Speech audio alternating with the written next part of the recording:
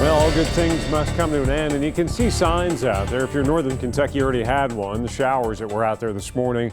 We also have cloud cover that's getting thicker, and eventually we're going to start to light up that MaxTrack Live Doppler. So far, it's been very sparse as far as coverage goes. We had some isolated showers and sprinkles around this morning. As of noon, most of the action's up over southern Indiana and running back towards Paducah. So a lot of the active weather has lifted north up above a front that is often pretty much draped across the Commonwealth. It's been meandering back and forth the last 24 hours or so. At the moment stalled, but should bubble back north as a warm front today. So we do have an active Thursday, Friday inbound, although I do believe the bulk of it will be Thursday night, overnight, and then into Friday. Some lingering showers, some storms to contend with, the potential for heavy rain, all that gets going. It's just taking a while for it to do so. The good news for today, the severe threat is suppressed way down south along the Gulf Coast. They have that slight risk from Louisiana over the Florida Panhandle.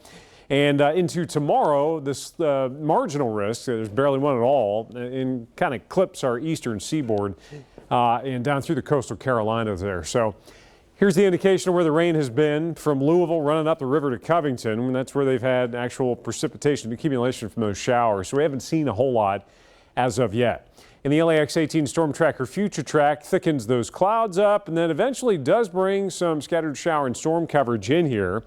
The big question, any potential impact on, outdoor events this evening? Yeah, it could be, especially as you go west toward the river. You can see a batch rolling up through Louisville this evening. I think our better chance for more widespread coverage will kick in overnight and into early tomorrow morning. So after dinner, especially late this evening, then overnight and into tomorrow morning, rumbles of thunder, some locally heavy rain, and then Friday after a front goes through, we're going to cool down. We'll see lingering afternoon scattered showers, maybe an isolated rumble of thunder. So we don't really completely dry out until Friday night and into early Saturday morning. So as far as precipitation goes, the amounts could range anywhere between a half an inch to over an inch. Much heavier totals as you get up into Indiana, parts of western Ohio there.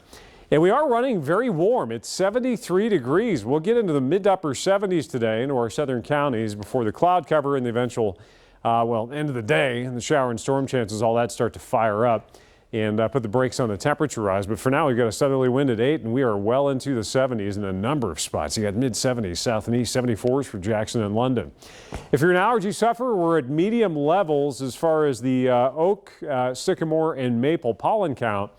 Hopefully that rainfall will briefly tamp the pollen count down a little bit, so you may get some brief relief Friday before it cranks back up again. Showers, thunder showers, heavy rain, but all of that has a delayed onset. I really think that we'll see our best coverage overnight. So just be aware of that. If you have anything planned outside, especially if you're, say, going to Keeneland tomorrow, we will have lingering scattered showers around, and temperatures will be running a good 10 degrees or so cooler than they are for a lot of folks today. Those 60s hang on into the weekend. It does get a little better Saturday into Sunday, and then a bit of heat building our way into next week. All right, Tom.